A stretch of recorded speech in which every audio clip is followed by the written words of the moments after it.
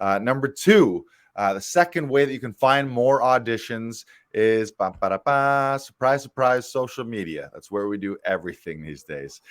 This whole episode title could be just like Google/social media. So what are we talking about here? I think most likely Facebook, in the way that you can search for groups. So go on Facebook, type in casting and your city, or acting and your city, or auditions and your city, and you're going to see groups come up. They might be actor groups where it's a bunch of actors, and then they share and post resources and casting sites, or it might be specifically one casting director's page or group where they post. I know here in Toronto, Jigsaw, Powerhouse Casting, Man Casting, they all have a Facebook page where they're often posting public casting notices that you can see whether you're represented or not. So you see them on Facebook, and then you can submit to them. I would also use the social media to this is the biggest trick that I've ever had, and that's worked for me, is actually, one sec here. Charlene saying eBoss is 100% free. Casting directors post their notices directly to the site or request we post it for them. Thank you, Charlene. Yeah, check out eBoss. So getting back to social media, use your contacts. So your chances are, if you've been in the business a little bit, you're going to have a bunch of actor friends. You're going to have crew, directors, ADs, producers, people that you've worked with, casting people that you've worked with on jobs that you booked.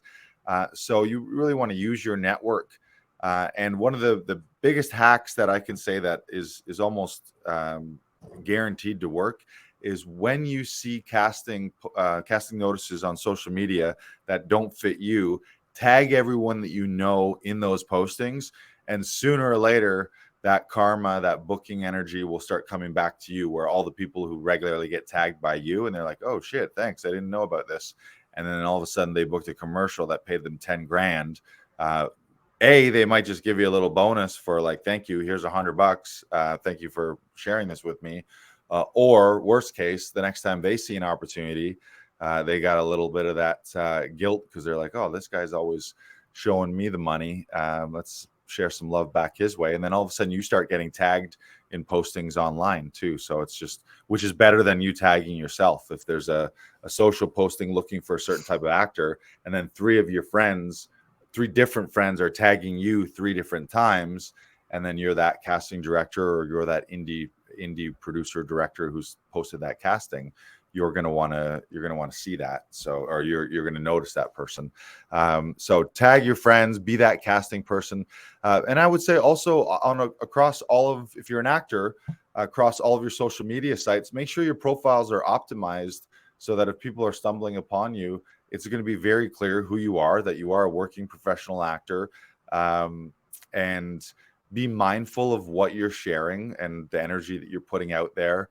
You can be sharing your demos, your clips, events that you're attending. So I think generally on social media, a good strategy is just show that you are active in the industry. And I'm not talking about pumping stuff up that you're not involved in, or making stuff up. Just if you're going to premieres, take some pictures, post some pictures. If you're going to a workshop, share that. If you're in a class, share that.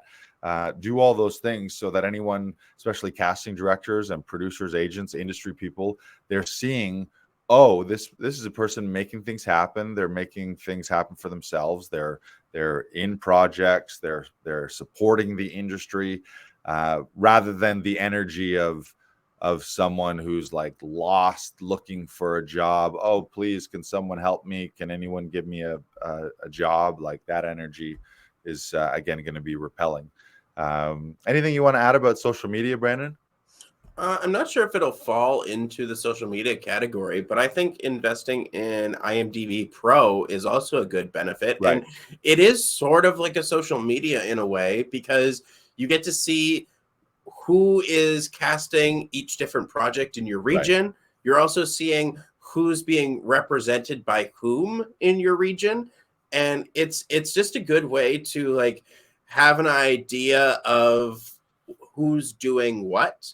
Right. And there's also some castings on there as well. So like it is really an all-in-one sort of place. So I Right. do highly recommend IMDb Pro. Yeah, I would say, especially by the time you're working professional and Yeah. are represented yourself, that I think that is the number one place that anyone in the industry might look you up. If they're like, oh, what's this guy all about? What's he done? They're likely looking up your IMDb credits, maybe looking up your management or your agency on that site. So yeah, that's a great one to check. Yeah, so social media, and again, it's just do the regional search, acting plus your city, casting plus your city, add the groups, add the profiles, find all the casting directors in your area. We're going to talk about casting directors a little specifically, but find the casting directors and their Facebook profiles. I would say Instagram, LinkedIn might work as well. And then just optimize your site so that people know you're working. And one thing I might say too, I see this a lot, and I get it. Like everyone, especially in Canada, everyone's extra humble, and no one wants to come across as being braggadocious or cocky or anything like that. But I see some sites where I'm like, I know this person, they're a working actor, they've got a great resume, they got a ton of training, and they've said something like silly in their profile, like aspiring wannabe actor, or what, like full-time waiter, part-time actor, or sometimes I act when people pay me money, or something. It's kind of tongue-in-cheek, it's kind of meant to be a joke, but also I think those, a lot of the times people are really downplaying and downselling the professional that they are. So I think represent yourself accurately on both ways. Don't pump yourself up if you've never done a single thing and you're like, I'm Joe Schmo, professional actor, and you've never taken a class and you never have a credit and you've never had one audition, then that doesn't make sense. But the flip side to the extreme is people who have this brilliant career and are super talented and super professional, and they have a track record and they have a network of people, and they're just downplaying and really underselling themselves. Can be a self-esteem or a self-worth thing where it's like, well, who am I? I'm just a schmuck kind of thing. So I would really watch that in your, and I've come across those regularly where someone, and I'm thinking, if I didn't know this person as an actor and then I read their profile, I wouldn't see them as a professional. I would see them as an amateur kind of wannabe, like, oh, sometimes I play make believe or something like that, they say. So I would just look at your profiles from a third party, or even maybe get some other people to look at your profiles and be like, if you didn't know me at all and you were an actor, director, producer, casting director, and you stumbled across my site, what's the impression that you get of me? Do I appear to be a working professional in the industry? And I would always lean to positivity too on social. If you're being super divisive on social media and you're always complaining and you're moaning and groaning and bitching and complaining about the state of the industry and the state of your agent and the state of all that stuff, it's just bad energy. So keep it positive, keep it upbeat, keep it constructive.